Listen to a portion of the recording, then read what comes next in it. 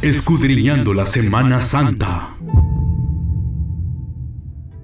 Gracias por estar en sintonía de nuestros medios de comunicación, queridos hermanos, en esta Semana Santa. Y gracias al Tabernáculo Bíblico Bautista Central y al Colegio Bautista de Teología, toda esta semana hemos estado presentando Escudriñando Semana Santa, donde nuestros catedráticos de nuestro seminario nos han acompañado para dar respuesta a algunas de las interrogantes. El tema de este día, los interrogatorios y la crucifixión de Jesús. Eso es lo que vamos a estar discutiendo. Antes de presentar a nuestros panelistas y generar las preguntas, yo quiero invitarlo a que usted pueda suscribirse a nuestro canal de YouTube del Colegio de Teología. Nos puede encontrar como CBT TV y suscríbase, active la campanita y usted va a poder ver este y mucho contenido teológico. Quiero darle la bienvenida a nuestros panelistas, al pastor Jaime Peñate y al pastor también Francisco Celedón, y a Josué Liz Guadrón, catedráticos de nuestro seminario, donde usted los va a encontrar en las aulas. Pastores, bienvenidos. Muchas gracias nuevamente por la invitación. Bien, este día en la historia, ¿verdad? Se cumplen los interrogatorios con nuestro Señor Jesucristo. Mi primera pregunta hacia ustedes es que Jesús estuvo ante el Sanedrín. Fueron la primera audiencia que nuestro Señor Jesucristo tuvo, y les pregunto a mis panelistas, ¿quiénes estaban conformado este grupo de personas, de principales sacerdotes? Y también si todo ese interrogatorio o juicio, si lo podemos llamar, fue algo legal. Comencemos por el Sanedrín. El Sanedrín era una representación de 72 ancianos, eran de los más que tenían más dinero, y el Sanedrín siempre ha existido desde la época de Moisés, porque allá en el Éxodo, cuando le dice escógete a un grupo de ancianos, le dice cómo escogerlo, personas que iban a servir para juzgar a la nación de Israel, la gran asamblea que existía. Y aquí pues vemos, y vamos a arrancar aquí por el capítulo, en el capítulo 22, capturan a Jesús en el Monte de los Olivos, verso 39, en el Monte de los Olivos, y lo llevan, según el versículo 54, a la casa del sumo sacerdote. Y Pedro dice, le seguía de lejos, Lucas, según esto. Y habiendo ellos encendido fuego, en medio del patio, se sentaron alrededor. Es decir, que los hechos donde llevan a Jesús es a la casa del sumo sacerdote. Y el versículo 63 dice que los que custodiaban se burlaban de él, lo golpeaban y vendando.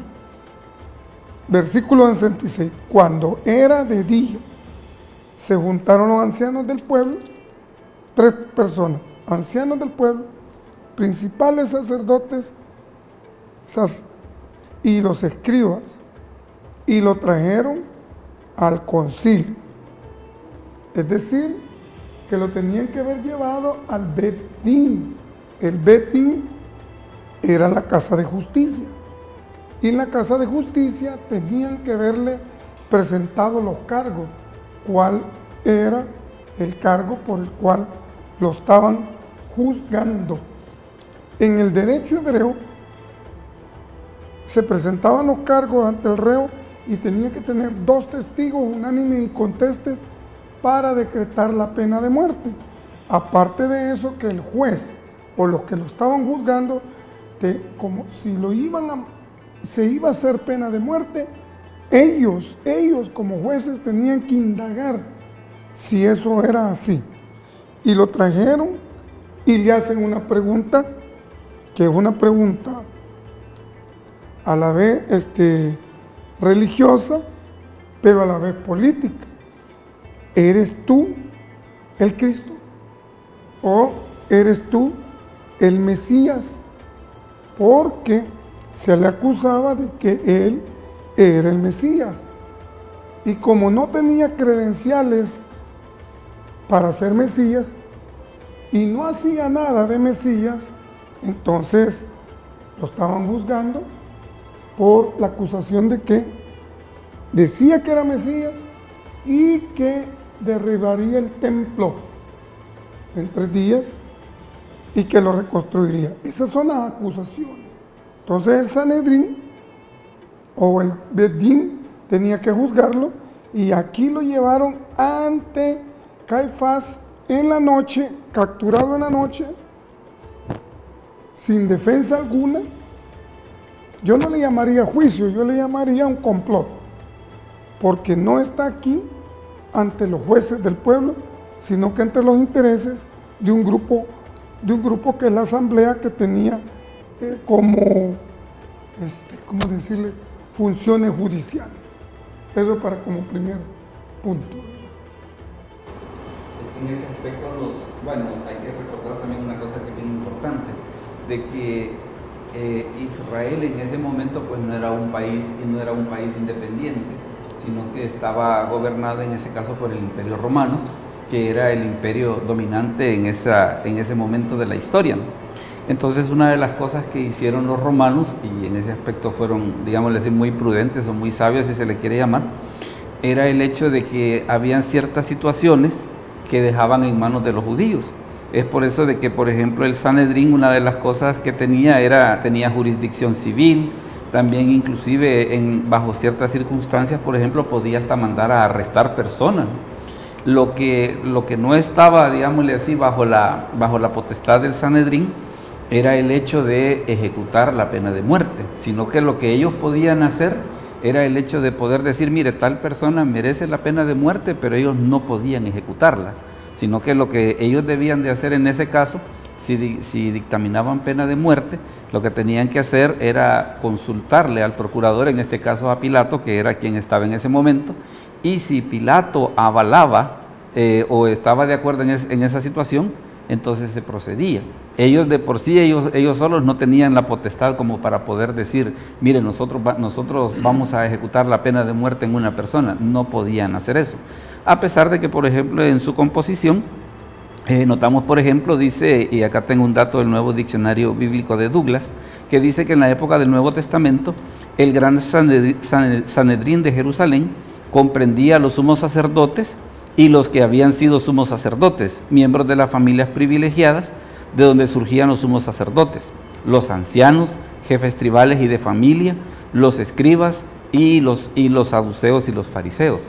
Entonces, claro, estaba formado todo este grupo y ellos podían, digámosle así, ejercer autoridad bajo ciertos delitos, pero el que sí definitivamente estaba fuera de sus potestades era el ejecutar la pena de muerte. Eso sí no lo podían hacer ellos. Lo que sucedió es que cuando conquistaron Palestina, Pompeyo en el año 66 a.C., al conquistar esa zona se volvió la provincia romana de Palestina. Y entonces los romanos le quitaron la capacidad de poder ejecutar a un hombre al Sanedrín, porque son los romanos, ¿verdad?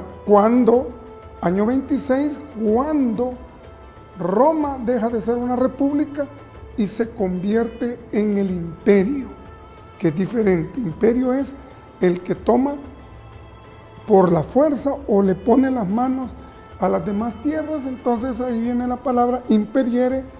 Ellos eran los únicos y de ahí le quitaron a todos los pueblos.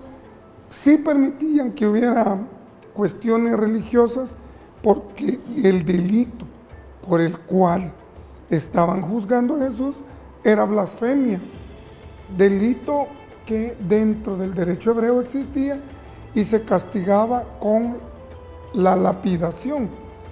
Habían 4 formas de ejecutar a una persona: apedreado, ahorcado, a espada y quemado. Entonces la blasfemia se castigaba con apedreamiento, pero ellos no podían hacer eso. Tenían que pedirle permiso a Poncio Pilato o al gobernador para poder matar a una persona, condenarlo a muerte sobre todo, no tanto matarlo. Y de hecho, por ejemplo, en el Evangelio de Juan, cuando está esa discusión en Juan 18:31, por ejemplo, Leo dice: entonces les dijo Pilato, tomadle vosotros y juzgadle según vuestra ley. Y los judíos le dijeron: a nosotros no nos está permitido dar muerte a nadie. Ellos ya iban también con la sana intención de que el juicio tuviese que desencadenar de esa manera, ¿no? Ya era, prácticamente se saltaron un montón de procedimientos con la idea de que ellos lo que querían era que sucediese eso. El problema con el que se topaban básicamente era de que no podían ellos tomar la decisión de hacerlo, sino que necesitaban, en este caso, la autorización de Pilato o del procurador que estuviese en su momento para poder hacer una cosa así. Deseo complementar, para ilustración de nuestros amigos televidentes, que el Sanedrín es una corte suprema de justicia en la ley judía, cuya función es administrar la justicia, interpretando y aplicando la Torá como la ley sagrada. Esa es la puntada principal, pero también es bíblico la constitución de este seno legal. Y para los que siguen las Sagradas Escrituras, Números capítulo 11, versículo del 16 al 30, describe cómo Dios, como el Señor, le dijo a Moisés: reúneme a 70 ancianos de Israel, pero asegúrate que sean jefes del pueblo, sean ancianos, ¿verdad? Llévalos a la carpa del encuentro, que también se le conocía como la asamblea de Israel, y que esperen ahí contigo. Yo bajaré a hablar contigo, dice Números 11, 16, 30, y tomaré parte del Espíritu que está en ti y lo pondré en ellos. O sea, el contexto también es bíblico, está en la ley, en el Pentateuco, ¿verdad? Ahora bien, otro punto que, para complementar aquí lo que nuestros colegas pastores y maestros han mencionado, que de hecho, y es bien importante, que el Sanedrín no podía condenar a muerte. Para eso habían otras instancias, así como lo dijo el pastor Peñat, ¿verdad? Carecía de lo que en latín se le llama el ius gladil, que en latín significa derecho de espada o condena a la pena capital. Eso es lo que la historia, ¿verdad?, cuando usted consulta textos sobre estos temas, mencionan. Incluso hay juristas que han tomado con antelación este estudio de este caso de Jesús y lo han escudriñado tanto, ¿verdad?, que incluso llegan a afirmar que el Sanedrín era uno de los entes judiciales más perfectos que habían en la época.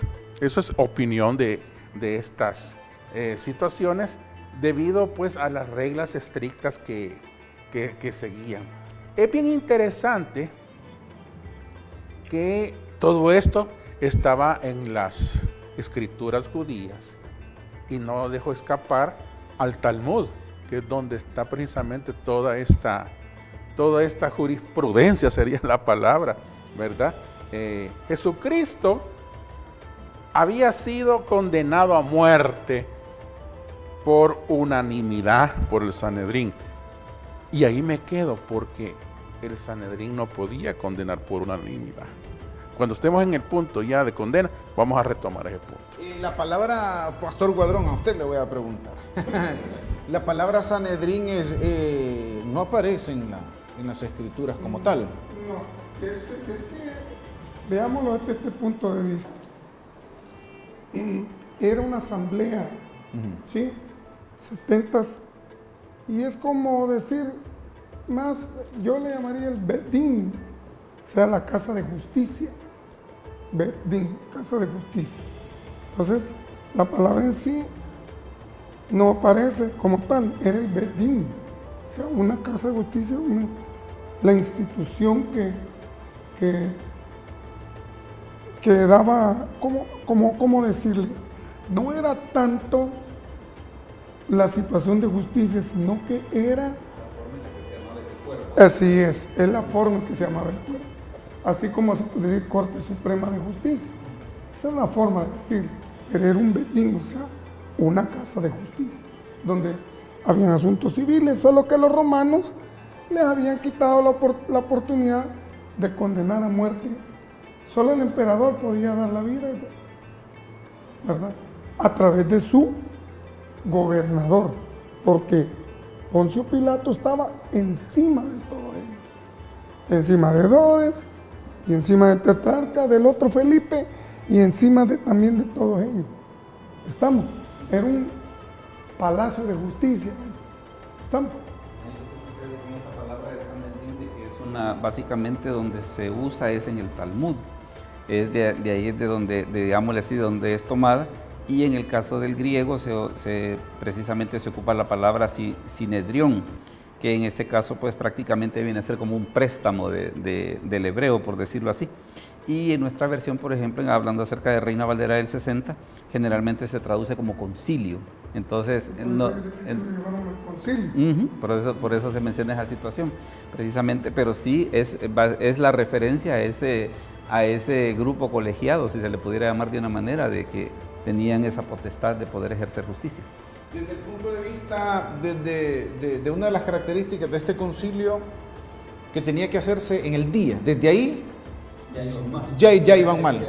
O sea, solo... De hecho, si leemos el 66, dice, cuando era de día, se juntaron los ancianos del pueblo. La captura es de noche, ¿verdad? Porque aquí dice, si leemos desde en Lucas 39, saliéndose fue como solía al monte de los olivos sus discípulos, y cuando llegaron al lugar y comenzó toda la agonía, lo que vimos anteriormente, y lo prendieron, Judas le da el beso, lo llevan, y todo el relato se da en la noche, y lo llevaron y lo condujeron a la casa del sumo sacerdote, 54, Pedro le seguía de lejos, y habiendo ellos encendido fuego en medio del patio. Todo eso es de noche, madrugada, y luego el 63. Los hombres que lo custodiaban se burlaban de él. 66. Cuando era de día. Lucas 22, 66. Cuando de día se juntaron los ancianos y lo trajeron al concilio. Tenía que ser nunca de noche, la captura es de noche y la presentación ante el concilio es de día.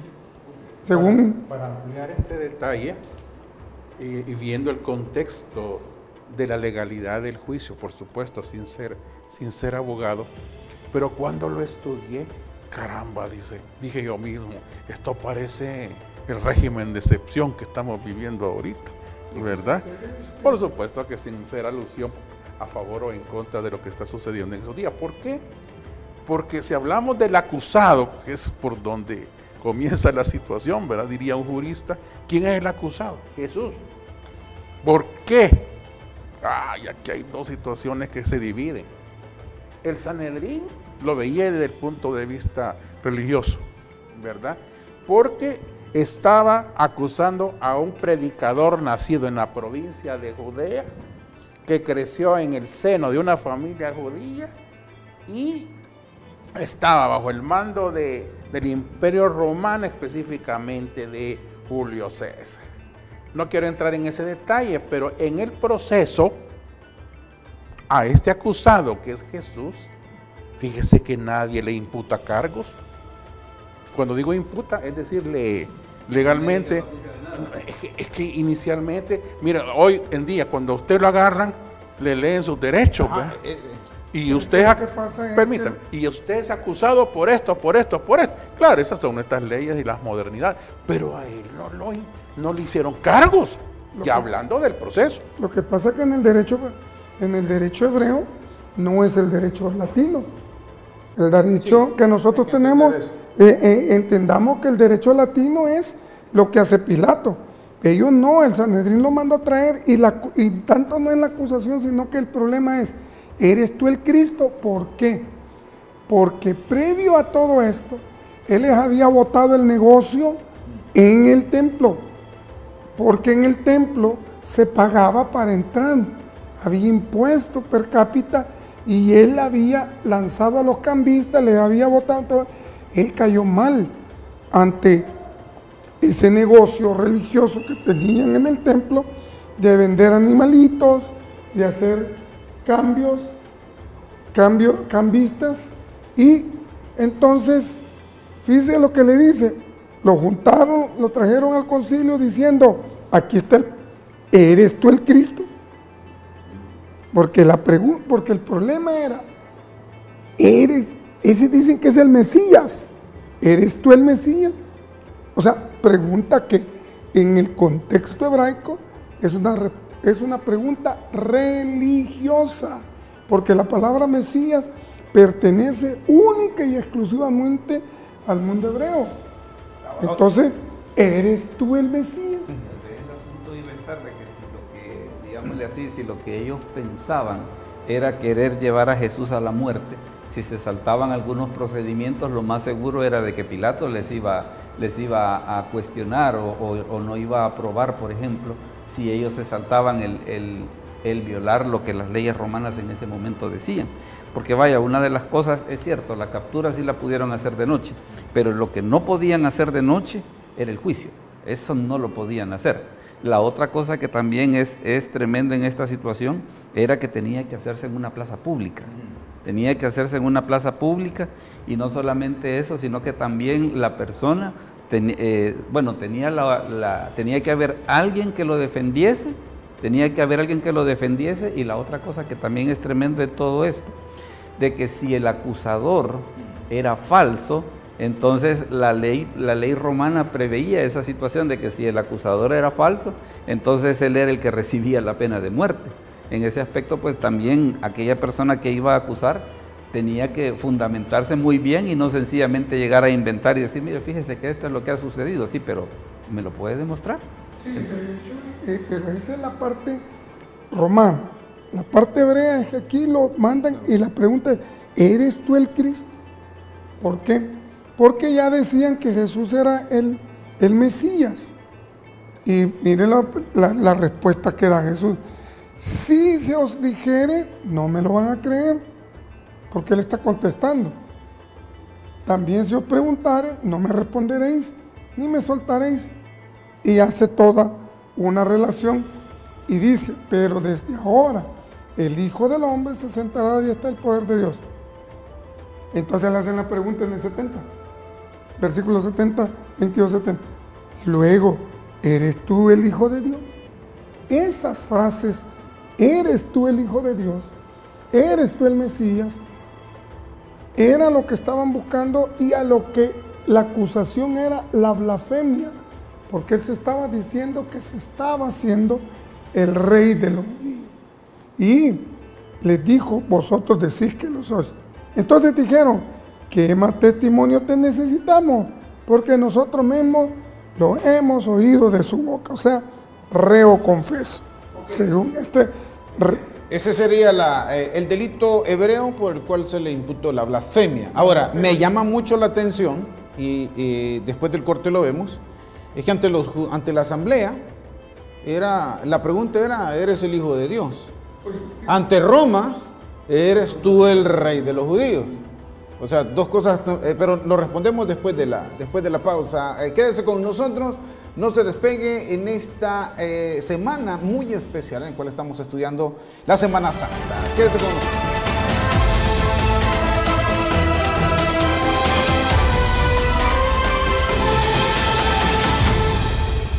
Escudriñando la Semana Santa.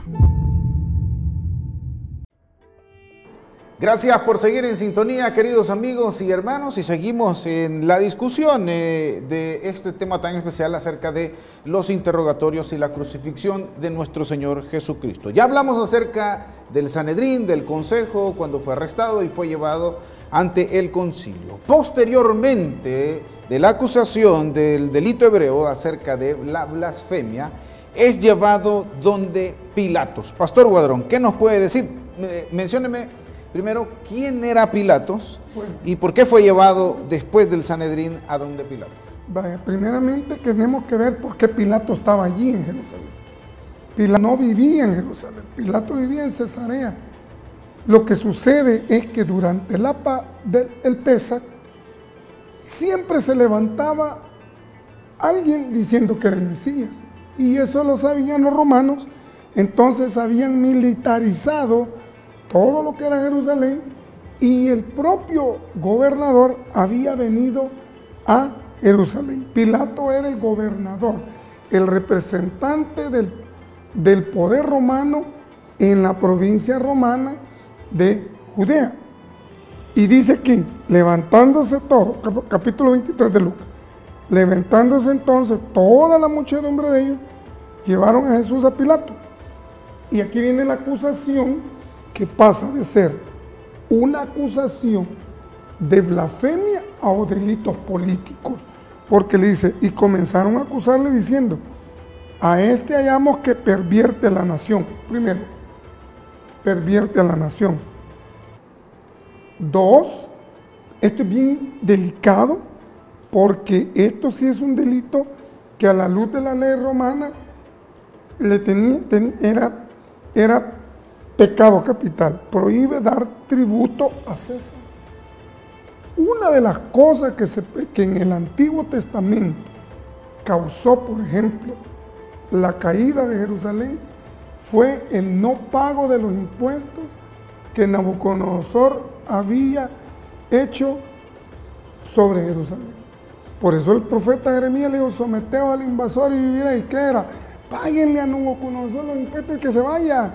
Pero entonces aquí le dice lo mismo, porque los tributos al César era para mantener el ejército, el gobierno, no pagar impuestos. Por lo menos en Estados Unidos es delito federal. Aquí no pagar impuestos era tremendo. Entonces pasa de una cuestión religiosa a una cuestión política, donde pervierte a la nación, prohíbe dar tributos a César, y aquí viene diciendo él mismo es el Mesías, un rey. Aquí hay tres delitos políticos: pervertir a la nación, o sea, subversivo, no pagar impuestos y hacerse rey, porque solo el Imperio Romano podía poner rey. De hecho, a Herodes, quien lo había puesto, era el Imperio Romano. A Felipe, que era también tetrarca de otra parte, que era pariente de Herodes, también. Entonces, el delito religioso lo convierten en acusaciones políticas, ya no religiosas. Entonces, y dice aquí, entonces Pilato le preguntó, mire, vuelve la pregunta, ¿eres tú el rey de los judíos? Si Jesús le dice yo soy, Pilato lo mata en ese momento, porque los reyes solo lo podía poner el Imperio Romano. Aquí hemos llegado a un punto bien importante y trascendental. El Sanedrín le preguntó, ¿eres tú el Hijo de Dios? Y Pilato le pregunta, ¿eres tú el rey de los judíos? Aquí está bien claro los dos contextos por los cuales fue evaluado o enjuiciado Jesús. Para terminar de contestar la primera pregunta, ¿fue legal el juicio en el Sanedrín? No. Se pasaron por alto la diurnidad, es decir, lo tenían que hacer en el día. La publicidad, porque no fue público, no tuvo derecho de audiencia ni defensa, aunque por lo que he visto, el Sanedrín, ellos mismos elegían a los defensores, ¿verdad? No estaba la figura como hoy en estos contextos, que había un fiscal y un defensor de oficio. No, el mismo Sanedrín se partía en dos, etcétera. Y además se saltaron el falso testimonio porque llevaron falsos testigos. Por tanto, el juicio del Sanedrín fue ilegal, el juicio religioso. Sin embargo, ya cuando lo pasan a Pilatos, que es el punto segundo, es lo que le llaman la homologación de la sanción, es decir, tenía que validarlo el hombre, y aquí el pastor Luis Godrón explicó por qué estaba Pilato en esos momentos, ¿verdad? Pues no, Pilato se encuentra ante un presunto inocente. Sí, de hecho lo es, porque el ¿verdad? problema... Sí, porque dice... No, ¿y por qué? Porque el problema está en que rey de los judíos era, vuelvo al punto, Mesías. La palabra Mesías solo puede entenderse en el mundo hebraico. Fuera del mundo hebraico la palabra Mesías no significa nada, porque Mesías significa untado o escogido. Y entonces le respondió, tú lo dices. Y Pilato dijo a los principales, ningún delito hay en él. Es decir, no haya que pervierte a la nación, porque Pilato sabía que él había dicho, dad al César lo que es del César y lo que es de Dios, dar a Dios. Y diciendo, él es el Cristo, un rey, le hizo la pregunta, ¿eres tú el rey de los judíos? Tú lo dices. Entonces Pilatos, en la primera vuelta, se negaba a dictar sanción impuesta por el Sanedrín. En primer lugar, el Sanedrín, la sanción era religiosa, sí, cosa que no le importaba a Pilato. Así, y el 5 dice, pero ellos porfiaban era, debatían. A mí me llama mucho la atención los argumentos del concilio que decían ante Pilato, porque eran mentiras, las tres cosas eran mentiras. Lo que pasa es que ellos estaban jugando ahí en una línea bien delgada, porque vaya, al ellos preguntarles que si era el rey de los, que si era el hijo de Dios, ante el Sanedrín sí le servía como delito, pero ante Pilato no le servía. Entonces, ¿qué fue lo que hicieron? Como ese delito no le servía y lo más seguro era que Pilato les iba a decir que no, entonces ahí matizaron el asunto. No, él dice que él es el rey de los judíos. Y en ese contexto era una situación bastante delicada, ¿no? Porque nosotros vemos en los evangelios un dato bien curioso. El hecho de que habían veces, por ejemplo, que cuando Jesús reunía multitudes, o inclusive cuando Juan el Bautista reunía multitudes, había presencia de soldados romanos. Por ejemplo, está el caso de Lucas capítulo 3, que cuando Juan está predicando, menciona la escritura, que dice que también habían unos soldados ahí que escucharon la predicación de Juan y se sintieron, su corazón fue tocado, ¿no?, a causa de esa situación. ¿Qué estaban haciendo los soldados ahí? No era tanto de que ellos estaban, de que el Espíritu Santo había tocado sus corazones, sino que habían sido enviados por el Imperio Romano para ver esa situación de, ¿y por qué está reuniendo a tanta gente? Pues sí, no, tenía cara de rebelión. Y también vemos, por ejemplo, en situaciones como la alimentación de los 5,000, como la alimentación de los 4,000, que seguramente teniendo ese precedente de Lucas 3, los romanos mandaban mire, vamos a ver qué es lo que está sucediendo ahí, pues si no pasa nada, pues todos estamos bien. Ya yendo un poco más adelante, por ejemplo, en el libro de Hechos, está el caso que cuando está la revuelta porque quieren matar a Pablo, dice que hasta uno de las autoridades dice, mejor si es problema de religión, arreglen ustedes, porque es capaz que si esto que nosotros hemos hecho llega a Roma, se va a entender como que es rebelión. Y para evitarnos ese problema de que vengan de allá, que vengan a poner más vigilancia, que vengan a poner más seguridad, entonces mejor arréglenlo entre ustedes. Y dice la Escritura que los echó del tribunal, ¿no? Entonces, Por eso es de que a ellos, claro, a ellos como Sanedrín, el delito de ser el Hijo de Dios sí les servía. Ante Pilato ese delito no le servía. Pilato los hubiera sacado y sin mayores problemas. ¿Qué hacen con Pilato? Matizan el delito y lo ven desde el punto de vista, mira, él se está rebelando ante Roma. Él se está rebelando ante Roma. Y el otro problema que existía con Pilato es de que Pilato también por su lado tenía, así como se dice coloquialmente, tenía la cola pateada. Porque históricamente lo que pasaba con Pilato era de que era una persona que no era muy diplomática. De hecho, en alguna ocasión Pilato había cometido la estupidez de, precisamente en una fiesta de Pascua, entrar con los símbolos que representaban al Imperio Romano, el águila y todo ese tipo de cosas así. Y esa fue una de las cosas que para los judíos fue motivo de desagrado. También inclusive se dio otra situación de que Pilato en algún momento utilizó dinero del templo para construir un acueducto. Entonces, ¿qué era lo que sucedía? También Pilato por su lado no se podía poner muy complicado, porque también él si cometía un error, entonces él también se iba a meter en problemas, pues.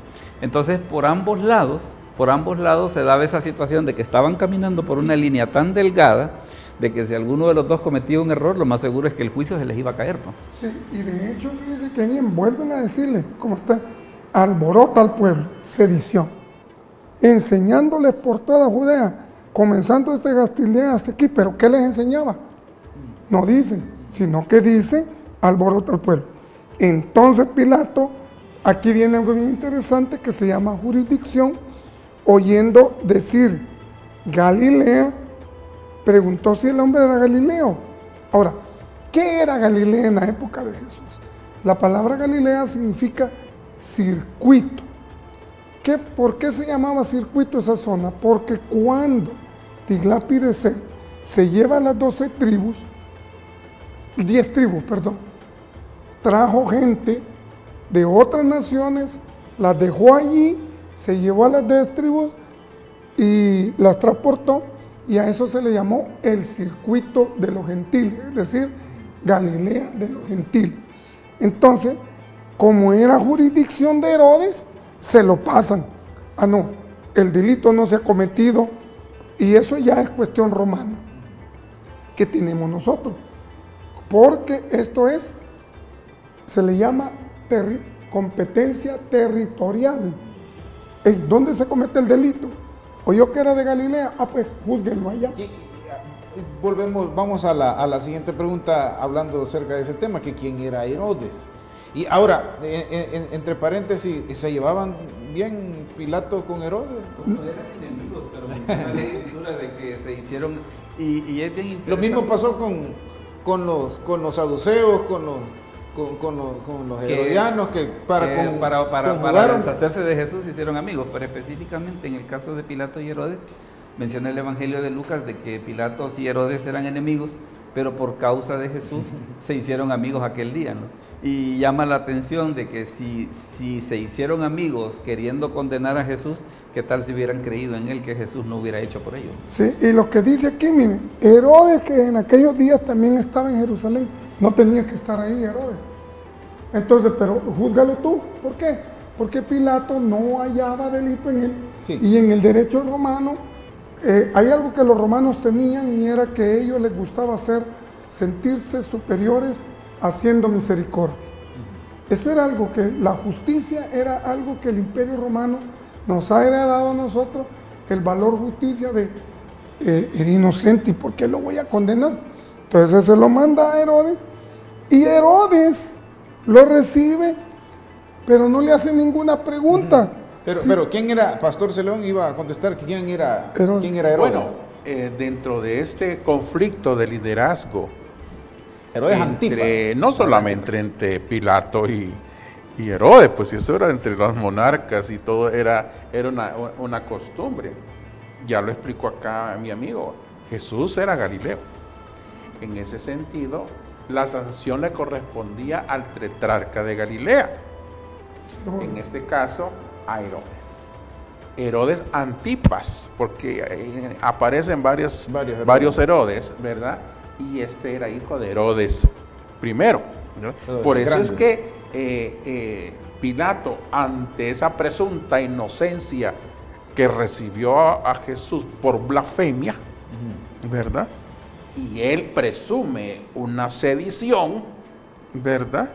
Luego más adelante vemos que se lava las manos porque este lío no es mío, es de los galileos, ¿verdad? Pero bien, ahí está entre dime que te diré, blasfemia y sedición, blasfemia y sedición, que al final de la historia son los delitos finales que imputan a Jesús. Ahora, este Herodes, este no fue juicio, si este fue...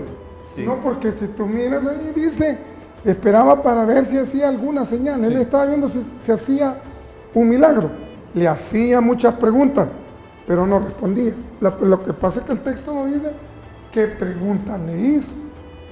Y viendo que no le contestaba, se lo manda otra vez a Pilato. ¿Verdad?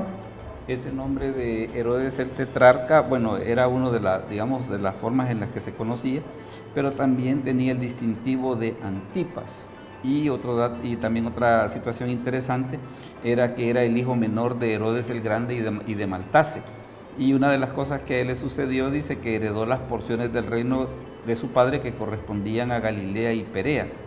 También otra de las cosas respecto de este sujeto es el hecho de que fue precisamente el que mandó a encarcelar a Juan el Bautista. Entonces ya desde por ahí él ya también, es que esa familia en las escrituras se ve que era mero complicada, porque hablando por ejemplo acerca de Herodes el Grande, el que mandó matar a los niños de Belén, se da la situación y la historia lo registra, que precisamente él mandó matar a 2 de sus hijos, solamente por la sospecha, o sea, no prueba, por la sospecha de que 2 de sus hijos querían derrocarle, ¿no? Entonces en ese aspecto era una familia de que era ahí, quizás como que se sentaban a la mesa con pistolas a ver a quién se mataba primero, porque se ve que eso era lo que sucedía. De hecho, inclusive una de las cosas que registra la historia es precisamente el hecho de que este Herodes precisamente perdió una batalla, y los judíos asociaban de que esa batalla la había perdido precisamente por haber mandado matar a Juan el Bautista. Sí, de hecho también debemos de entender que era una dinastía, estos señores llamados Herodes, porque es una familia, y eran idumeos, es decir, descendientes de Edom. No eran judíos. E hicieron construcciones y se quiso congraciar con el pueblo, ampliando el templo, ¿verdad? Porque los judíos son templarios. Pero, volviendo al caso, se lo manda a Pilato, y el capítulo 23, versículo 14, habla acerca, como estamos hablando de los interrogatorios, les dijo Pilato, me habéis presentado a este como un hombre que perturba al pueblo. Pero habiendo interrogado yo delante de vosotros, quiere decir que delante de ellos le interrogó, no sabemos qué le preguntó, no he hallado en este hombre delito alguno de aquellos que le acusáis. O sea, no pervierte a la nación, no es cierto que prohíbe dar tributo, ni es cierto que sea rey. Entonces, ni aún Herodes, porque os remití a él, y aquí nada digno de muerte ha hecho este hombre. Lo que pasa es que también hay una situación que hay que comentar, por ejemplo, y de qué manera tocaron el corazón de Pilato, ¿no? Porque, por ejemplo, en Juan 19:12 dice la Escritura, desde entonces, dice, procuraba Pilato soltarle, pero los judíos daban voces diciendo, si a este sueltas, no eres amigo de César. Sí, entonces ahí fue, ya lo pusieron en aquella situación de que no puedo hacer eso, porque entonces ya nos metemos en iban del César, y es que volvemos al punto, ya la situación se hizo más política que religiosa. Si la acusación era la blasfemia, aquí esto es político, porque la única pena de muerte era que lo acusaran y lo condenaran por sedición. Pero me llama la atención algo. El 16 le dice, le soltaré pues de castigarle. Bueno, si no hallaba ningún delito, ¿por qué le castigaban? ¿Por qué? Vuelvo ¿Era innecesario que llevara a Jesús a donde Herodes? Sí, porque como era Galileo, O sea, el procedimiento tenía que cumplirse. la competencia y la jurisdicción le tocaba a él. ¿Herodes tenía el favor del pueblo o no lo quería? El No pueblo, lo ¿verdad? querían tampoco. Tampoco. No, Es que era impuesto por el Imperio Romano. Ujú. Era impuesto por el Imperio Pero Romano. entre los dos, el favor era más hacia Pilatos que a Herodes. Ni tanto, porque en el caso de Pilato, por la cuestión esa de que agarró el dinero del templo para construir un acueducto, como que tampoco lo querían mucho. Entonces, es que todos estaban ahí en una línea bien delgada de que todos tenían algo que les podían señalar y todos sabían de que si se equivocaban en algo, no era solamente el hecho de mandar a alguien a la muerte, sino las implicaciones que eso podía tener para ellos. Ok. Volviendo al punto, pues, ¿por qué lo iba a soltar después de castigarle? Porque en otra parte, no recuerdo si es en Mateo, cuando le dice, ¿eres tu rey? Y Jesús contesta, mi reino no es de este mundo. Piense como romano, que le digan, mi reino no es de este mundo. Esa es una respuesta para un romano y me está tomando el pelo. Exacto. Entonces, ¿qué hace? Por haberme tomado el pelo, sí te voy a castigar y lo voy a soltar. Porque no hallaba delito de muerte. Por eso es que lo castigue, porque... Bien, vamos a ir a un corte y seguimos con este tema ya, cuando Jesucristo vuelve nuevamente donde Pilatos y ocurre lo que ya nos adelantó el pastor Guadrón acerca de el castigo y ya la sentencia. Ya regresamos, no se despegue de esta transmisión.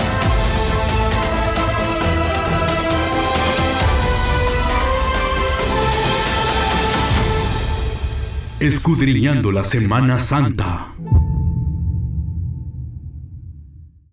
Ya estamos de regreso nuevamente en esta discusión de este día acerca de los interrogatorios. Jesús, primero del Sanedrín, después lo llevan donde Pilatos, posteriormente llega donde Herodes y nuevamente regresa donde Pilatos ya para la sentencia previa. ¿Qué pasa ahí, mi querido pastor Celedón? Bueno, si hacemos la suma, Jesús ya va por 6 juicios, ¿verdad?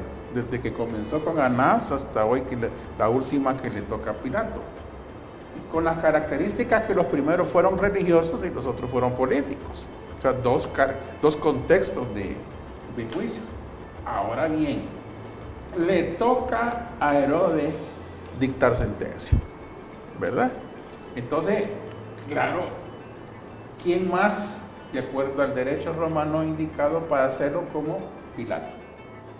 Pero él reconoce que no hay culpabilidad, pero por lo que hemos platicado anteriormente, había un juego de intereses, ¿verdad? Dime qué te diré, y sobre todo la imagen política que estaba deteriorada por Pilato, y él hace un acto que ya es tradición judía, lavarse las manos.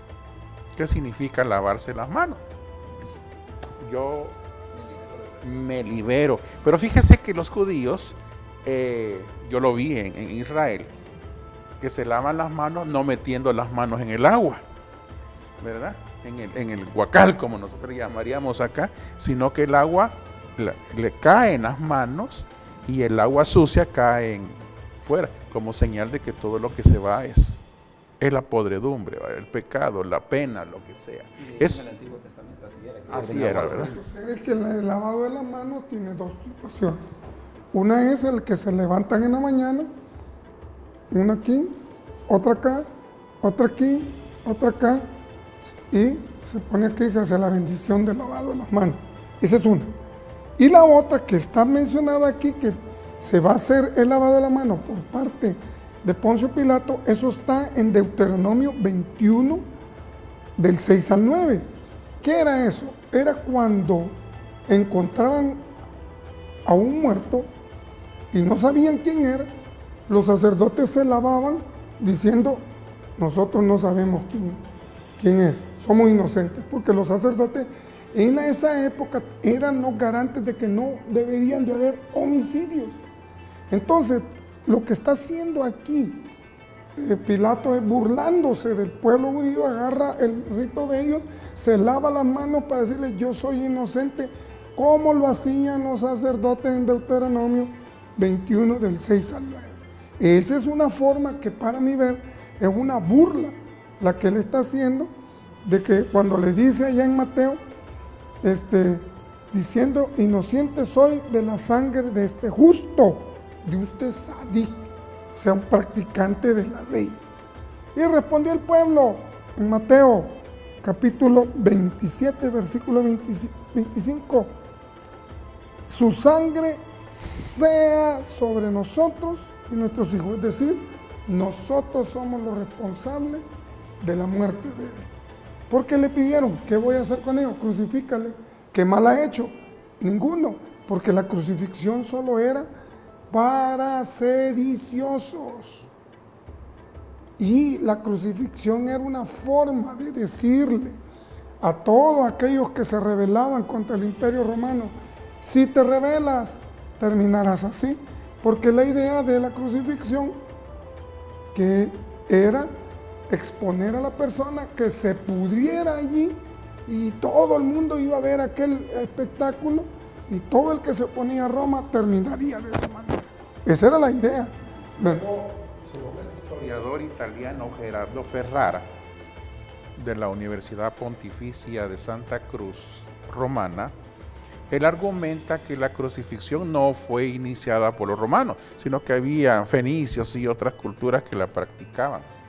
Data ahí en los romanos su uso desde el año 217, antes de Cristo. Pero el detalle que acaba de marcar acá el pastor José Luis es que era para los esclavos y para los que no eran romanos, porque para el romano no podía morir de esa forma. Entonces, claro, Jesús no era romano, ¿verdad? Por tanto, la pena pues le tocaba la crucifixión. Ahí prácticamente al hacer esa situación se topaban con el problema de que como no, digámosle así, como el delito no había sido demostrado, ¿no? Porque de hecho en el Evangelio de Marcos, en el capítulo 14, menciona las Escrituras, dice en el versículo 57, entonces levantándose unos dieron falso testimonio contra él diciendo, nosotros le hemos oído decir, yo derribaré este templo hecho a mano y en 3 días edificaré otro hecho sin mano. Pero las Escrituras hacen una advertencia, pero ni aún así concordaban en el testimonio. Ahí prácticamente estaban en el ¿cómo lo juzgamos? Y para empezar no se ha podido demostrar el delito. El punto de condenación de Jesucristo, ya sabemos el delito que se le estaba imputando, pero Herodes no encontraba ninguna falta y por eso lo castiga. Sí, no, por eso... Pilato no encuentra nada. Sí. Él lo va a castigar por el hecho Exacto. de decirle de que su reino no es de este mundo.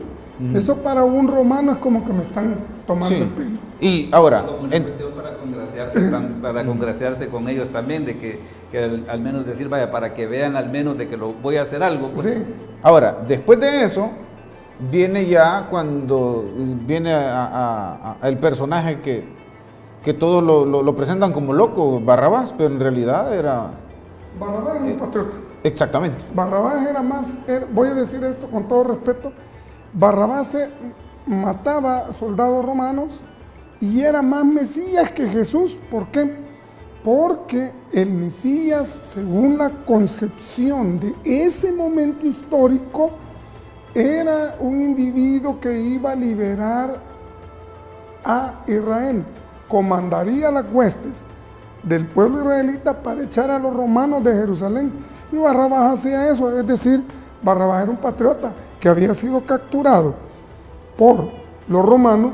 Para los romanos era un sedicioso, pero para el pueblo era un patriota, porque, ¿verdad? Es lógica la respuesta del pueblo entonces al elegir a Barrabás. Sí, porque yo decía la vez pasada, el problema es que Jesús no hacía lo que un Mesías debía haber hecho. Y una de las cosas que el Mesías tiene que hacer es comandar las huestes de Israel, liberar el país. Eso es una. Por lo menos como ellos lo habían Sí, pues sí, porque es que la profecía así está en el Antiguo Testamento, el libertador. Entonces, otra cosa, él tenía que purificar el templo, el Mesías lo tiene que hacer, congregar a todo el pueblo de Israel y traer de todos los confines de la tierra a todos los israelitas y reunirlos en la tierra. No lo hizo. Entonces Barrabás como que era era celote y era más revolucionario, y viendo que mataba a los romanos, ¿qué más pensar? Pues porque uno de los que fue declarado Mesías fue Bar-Kokhba. Bar-Kokhba fue declarado por Rabino Aquí en el año 134, 135 como Mesías por haber derrotado a la guardia romana. Reinó 2 años y luego venían los romanos y lo derrotaron. Entonces todo aquel que hacía eso, pues se miraba como tal. Entonces Barrabás piden, ¿a quién piden? ¿A un patriota o a este? Que yo le decía a esta cámara que Judas y toda la gente que creían que él era la esperanza de Israel estaba decepcionada. ¿Por qué? Porque cuando ya lo vemos cuando van a Emaús, los que van hablando dicen, nosotros creíamos que era la esperanza de Israel, sí, pero se murió, sí, ¿verdad? Sí, tal vez ahí el problema estaría no tanto en el hecho, vaya, es cierto, existía esa expectación respecto de qué se esperaba de un Mesías, pero el problema estaba desde el punto de vista de Pilato. Ya si lo vemos a nivel de justicia, no había manera, o sea, no había ningún argumento contundente como para que él pudiese aceptar la pena de muerte hacia Jesús. Entonces, ¿qué es lo que pasa? Vemos que la decisión que él toma es hasta cierto punto presionado por aquello de entre decir, ¿qué voy a hacer? ¿Voy a hacer lo correcto o voy a hacer algo para quedar bien con la gente? Sí, de hecho se congració políticamente, Sí, porque es que le pregunta y le dice que quieren que haga con él. Crucifíquenlo. Ah, pues está bueno, crucifíquenlo. Pues, o sea, ahí prácticamente se saltó la ley para hacer lo que la gente quería escuchar. En esta situación siempre recuerdo el caso de aquella famosa pregunta que tiene muchas aristas. Y entonces, ¿quién condenó a Jesús? ¿O los judíos o los romanos? Y digo que tiene varias aristas porque, bueno, si usted es romano y yo soy judío, pues vamos a defender cada quien. Lo que pasa es que la misma respuesta está ahí y es algo que no lo van a aceptar los hebraicos, ¿verdad? O los israelitas, pero cuando, según lo que está aquí escrito, ellos dijeron su sangre sobre nosotros, porque fueron ellos los que no podían matarle por blasfemia, se lo dan al romano, el romano no haya que hacer, bueno, me congracio con ustedes, entonces son cómplices. No, y hay que tomar en cuenta una cosa también, que es un detalle importante, que en el libro de Hechos vemos cuando el apóstol Pedro ya comienza a predicar que ha sido derramado el Espíritu Santo, les echa en cara el hecho de que ellos habían tenido que ver en el asunto. Ustedes. O sea, ahí sí que no los deja libres de culpa, sino que les dice ustedes tuvieron que ver en esto. Antes de irnos al corte, ¿por qué una cruz y qué tipo de cruz? Ahí. Bueno. Esa se la vamos a dejar al pastor Celedón. No, lo que sucede es que el ingeniero Celedón habló de que se practicaba la crucifixión. Veamos el punto. Los asirios lo que hacían era empalar, o sea, empalaban, metían el palo sobre el pecho y lo levantaban. Por eso dice en Jeremías, maldito el que cuelga del madero. No es cierto que esto es crucifixión, no, eso es empalamiento. Los romanos tenían 2 cruces, la cruz latina y la cruz tau. La tau era el palo, el madero, y el patíbulo, ¿verdad? El patíbulo es lo que llevó Jesús, que en la palabra, el problema es que la palabra cruz se traduce la palabra staurus, que es el patíbulo, pero en sí no era una cruz, sino que es una tau. Y la parte de arriba era el cartel en lo cual se escribía por qué lo estaban dando muerte a ese personaje. Y la forma de crucificar de los romanos, porque cuando Espartaco aparece, creo que por ahí, por el año 70 de Cristo, no me recuerdo cuánto, crucifican desde la entrada de Roma hasta donde llegaban a todos los que habían participado en la revuelta de Espartaco en un atado. Es dejar, los ponían ahí y los exhibían hasta que se pudieran, para decirle, el que se rebela contra Roma termina así. Lo que sucede es que era así, vaya, ¿sí? Una T. Y arriba el palito que se forma arriba para ponerle el por qué lo están ajusticiando. Pastor Peñate, entonces no, lo que comúnmente nosotros conocemos o tradicionalmente que le ponen exactamente la cruz a que cargue, no, históricamente no fue lo que... Hay un poco de opiniones, hay un poco divergentes al respecto, ¿no? Porque vaya, hablando acerca de las cruces, por ejemplo, había un tipo de cruz, por ejemplo, que era en forma de X. Esa cruz en forma de X se llama decusata o andreana. Entonces, el problema que tiene esa cruz, digámosle así, para considerarla como la cruz donde Jesús fue colocado, es el hecho de la colocada del rótulo, de que como la cruz está formando una X, pues prácticamente no hay lugar donde poder colocar el rótulo. El mismo problema tiene, por ejemplo, la cruz en forma de T, que la cruz en forma de T se llama conmisa o antoniana. Siempre está la misma situación de que es cierto, tiene la forma de cruz en forma de T, pero no tiene dónde poder colocar el rótulo. Mientras que la que sí cumple en ese aspecto con esa situación, vaya, la cruz que nosotros conocemos, esa se llama cruz inmisa. La cruz inmisa es la que nosotros tradicionalmente conocemos de los palos atravesados, y esa sí tiene la peculiaridad de que esa sí tiene el lugar donde poder colocar el rótulo que colocaron como la causa por la cual Jesús estaba crucificado. Aunque existe, digámosle así, diferencia de opinión al respecto, por lo menos a nivel personal, me da la impresión de que lo que llevó fue la cruz, porque de hecho la Escritura menciona de que fue la cruz, aunque está la otra situación, precisamente del patíbulo. Hay un punto que también hay que considerar en esto, es el hecho de que para esa hora del día y para todo lo que Jesús tuvo que pasar, lo más seguro es que Él no pudo hacer todo el recorrido, porque nos topamos con el hecho de que menciona la Escritura, de que iba pasando Simón de Cirene y le dijeron, venga, llévela, ¿va? Entonces, lo más seguro es de que aunque ellos le quisieron forzar a que la llevara, ya él ya no tenía mucha fuerza como para poder hacer una situación semejante. Pastor Celedón, ¿y la iglesia tradicional, la iglesia católica, por qué se aferra al tipo de cruz? Bueno, es bíblico.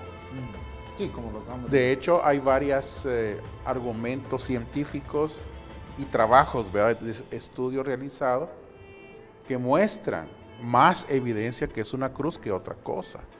Porque también, como ya lo mencionó, se menciona una X. Y siempre es cruz, pues, ¿verdad? El caso más extremo es el que nuestros hermanos TJ, que ellos argumentan que Jesús fue atado y solamente fue unido en un madero, ¿verdad? Pero ese es un concepto completamente diferente, que ellos tendrán su fundamento, pero permítame darle 5 puntos, así resumidamente. Y no es postura católica, sino que es postura bíblica y científica, si usted lo quiere ver así. En primer lugar, dice que la Biblia dice que en sus manos tenía clavos, ¿verdad? Los huecos de los clavos. El letrero, ¿verdad? Ya está hablando de 2 piezas, ¿verdad? Es decir, Cristo hace asumir los brazos abiertos, ¿verdad? Con al menos un clavo en la mano, pues, ¿verdad? La historia ha encontrado varios clavos, pero no se asegura que fueran totalmente de él. Elena tiene algunos de ellos la mamá de Constantino, ¿verdad? El letrero, etcétera. Entonces, aquí viene otro detalle. Lucas el Evangelio de Lucas 23:33 dice que a su derecha y a su izquierda pusieron a los ladrones, ¿verdad? También hace una presunción a lo que en griego, porque la traducción en griego, y aquí el experto en griego es él, ¿verdad? Habla a su derecha.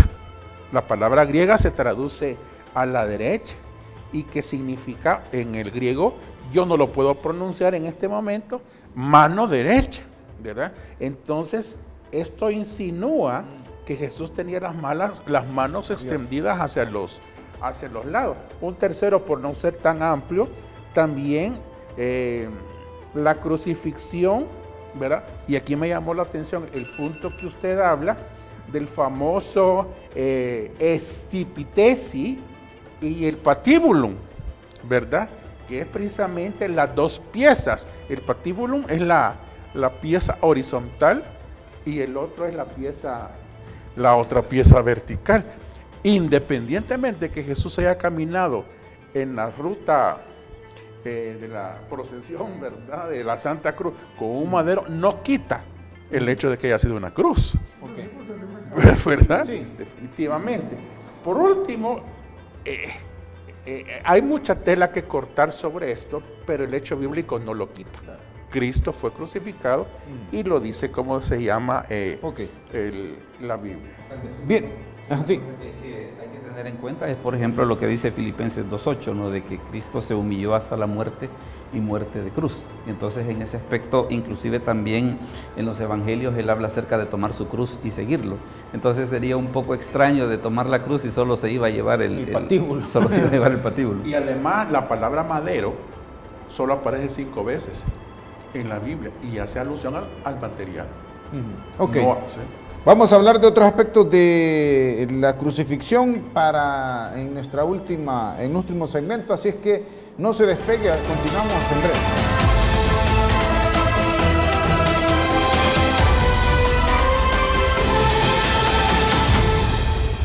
Escudriñando la Semana Santa. Gracias por seguir en sintonía y vamos a nuestra última sección para quedar un poquito claros en todo lo que nos hemos quedado cortos. Hay muchísimo de qué hablar acerca de la crucifixión de nuestro Señor Jesucristo. Seguimos hablando. Ahora, quiero hablar un poquito acerca de los clavos que se ocuparon en la crucifixión de nuestro Señor Jesucristo, en sus manos y en sus pies. Lo que sucede es que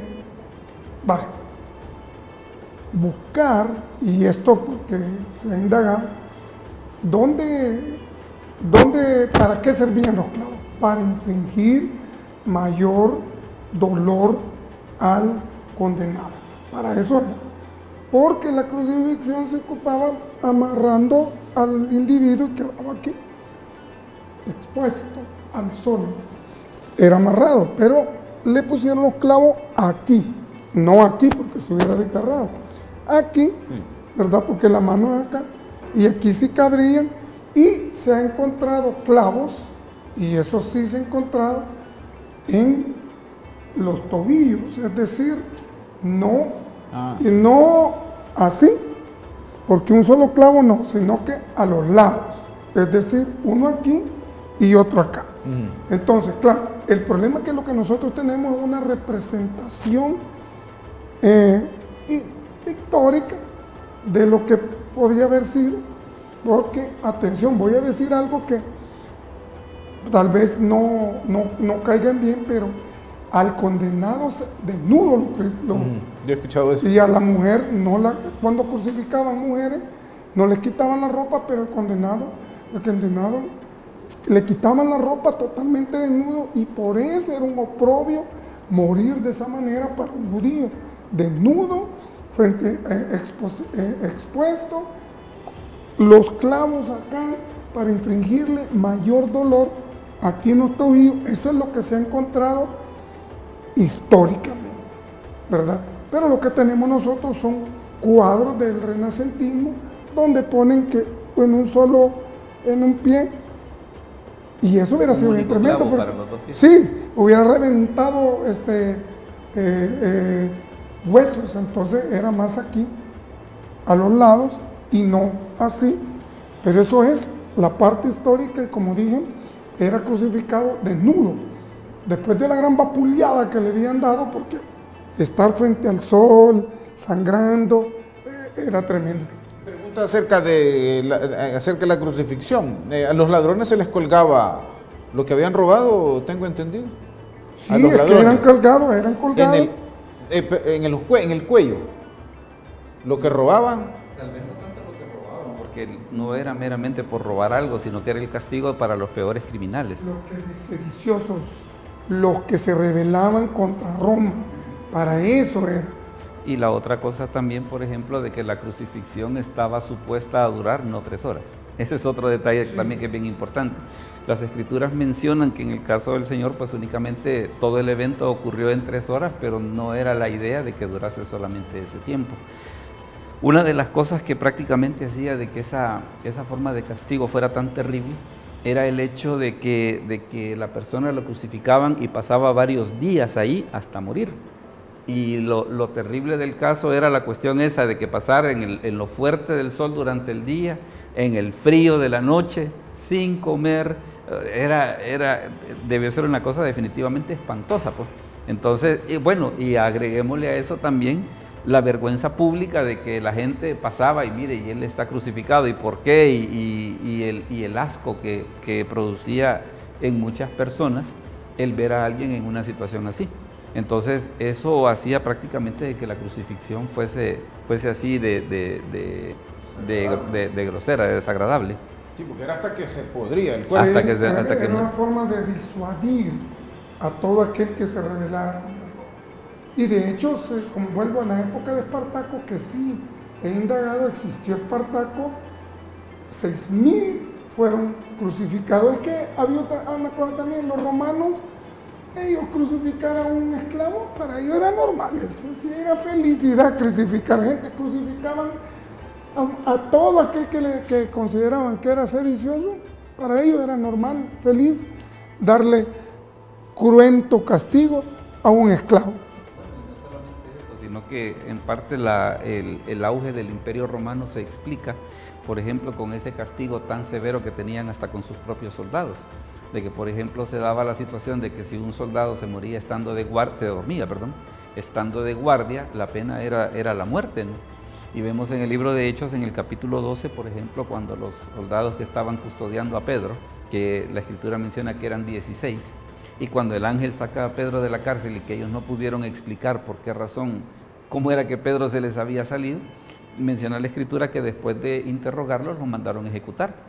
Entonces, ellos no solamente con los criminales, sino que aún en ese caso hasta con sus propios soldados eran así de drásticos. En parte, eso es lo que ha explicado por qué razón el Imperio Romano en su momento logró conquistar tanto, ¿no? Pastor Celedón. Valdría la pena subrayar esto que ya se mencionó, según la iconografía medieval para acá, es decir, las pinturas y las obras de arte, incluso las esculturas que servían en esa época para evangelizar, porque no había escritos no autorizados para evangelizar. La Biblia no se podía usar, pero sí un cuadro, sí una estatua. Entonces ahí aprendimos desde esas épocas que Cristo ha sido y fue crucificado, ¿verdad? Con un clavo en los pies y 2 clavitos en la mano. Sin embargo, la ciencia, indagando un poco al doctor Sujibe, que es un experto anatomista, fisiólogo y forense, ¿verdad? Él da su postura al respecto sobre la forma en que fue clavado Jesús, porque no la excluye, Cristo fue crucificado, ¿verdad? Dice que los clavos fueron puestos en la muñeca, porque debido al peso, se hubiera desgarrado la mano. Claro, la iconografía, el cuadro del pintor italiano lo pone aquí en el centro, y todas las pinturas y películas aparece con Cristo en el hueco, en el centro de la mano. Exactamente. Entonces, pero bueno, el detalle es que eso no excluye que haya sido el tamaño de los clavos, 12.5 centímetros, porque no solamente atravesaba la mano, sino que atravesaba la la madera y al final le entorchaban un doblez para que no se destrabara. Era para infligirle más dolor. ¿Verdad? Entonces eso era una tortura definitivamente grande. No quisiera hablar de las torturas de Jesús porque estamos todavía con los clavos, ¿verdad? Pero cuando uno lee es escalofriante la muerte que él tuvo. Para finalizar, hablemos un poquito acerca de la muerte de nuestro Señor Jesucristo desde la perspectiva médica. Mire, de acuerdo a la postura médica, solo el peso, ¿verdad?, de la cruz o el madero, como se quiera, ¿verdad?, la flagelación que Jesús tuvo, la pérdida de sangre, porque según se relata, y una de las películas que más se acerca a esa es la de Mel Gibson, ¿verdad?, es que ese flagelo tenía bolas de metal con puntas de hueso en la punta. Ay, qué no solamente te golpeaba, sino que se incrustaba en la piel y te desgarraba completamente. Entonces eso se suma a las torturas de que no le dieron agua, le dieron vinagre, las caídas, el hombre ya estaba, ¿verdad?, con las espinas en su frente, derramando sangre. Era una tortura completamente en todas sus partes del cuerpo, a tal grado de que científicamente él tuvo que haber muerto de agotamiento, de asfixia y toda una complicación cardíaca, así es que tenía sangre todavía. Según algunos dicen que por la forma en que cuando le pica el costado sale ¿cómo se llama? Sangre y agua. Pudo haber sido un colapso del corazón y de los pulmones y que se alojó esa parte en un lado y al tocarlo salió el pito. Entonces podría haber sido que el corazón y los pulmones lo colapsaron. Sobre todas las cosas que están implicadas ahí. Bueno, yo les quisiera recomendar, por ejemplo, hay un libro que se llama El caso de Cristo. Este libro, El caso de Cristo, lo que hace es, bueno, primeramente, ¿quién es su autor? ¿No? El autor se llama Lee Strobel, y lo interesante de este sujeto es que él era ateo. Entonces, precisamente, parte del por qué escribir el libro era precisamente porque una de las cosas que él quería hacer era rebatir la fe cristiana y demostrar por qué el cristianismo era una cosa ridícula de creer. Entonces, dentro de su investigación, por ejemplo, bueno, se metió en varias situaciones, como por ejemplo, si Jesucristo había prestado sus ideas de alguna parte, cosa que es incorrecto. Y la otra situación, los eventos relacionados con la crucifixión y la muerte. En este libro del caso de Cristo está prácticamente un capítulo donde él hace una entrevista con un médico forense, donde entra en detalles inclusive hasta por qué razón él sudó gotas de sangre en el momento que estaba en el huerto. Claro, es una explicación bastante larga y tal vez por aquello de tal vez no entrar en tecnicismos que bueno, por lo menos yo no soy médico, pero una cosa sí, y hay que ver que el Evangelio de Juan lo dice. En Juan 19:34, y en este libro de Strobel lo menciona también, dice que uno de los soldados le abrió el costado con una lanza y al instante salió sangre y agua. Esto es bien importante por lo siguiente, porque precisamente hay una teoría muy popular que afirma de que Jesús no murió, sino que solo se desmayó. Entonces, los soldados romanos, precisamente por la misma experiencia que tenían en esta cuestión de las crucifixiones, una de las cosas que sucede cuando, bueno, ante la urgencia de las autoridades de decir, mira, bájalo ya, porque ya se acerca la fiesta. Y entonces dice la Escritura que le quiebran los pies a los soldados, a los ladrones que estaban a los lados. Cuando llegan a donde Jesús, ven que estaba muerto. Pero ¿qué era lo que sucedía? El soldado romano en ese aspecto, como que no se podía quedar solo con eso, pues, porque bien podía ser, mire, quizás está vivo todavía, quizás solo está desmayado. Entonces la idea de perforar su costado tenía como finalidad el asegurarse si efectivamente seguía vivo o ya estaba muerto. Entonces, esta reacción que nosotros vemos en el Evangelio de Juan, de que cuando le perfora el costado, dice que sale sangre y agua, eso solamente ocurre cuando la persona está muerta, no cuando la persona está desmayada. Entonces, de entrada bota la teoría de que inclusive, porque la resurrección de Cristo se ha tratado de negar bajo ese argumento, ¿no? De que no estaba muerto, sino solo desmayado, pero el soldado romano, pues para la posteridad nos dejó esa prueba médica de que sí, efectivamente Jesús había muerto. Ok, bueno, así finalizamos el programa del día de ahora. Muchísimas gracias, estimados pastores y catedráticos de nuestro seminario. Muy amplio el tema, pero sabemos que ha sido de mucha bendición para cada uno de ustedes. La invitación es que para el día de mañana nos pueda acompañar en nuestro último programa de Escudriñando Semana Santa. Usted sigue en sintonía de nuestros medios de comunicación, nuevamente pidiéndole que se pueda suscribir a nuestro canal de YouTube. Puede encontrarnos como CBT TV.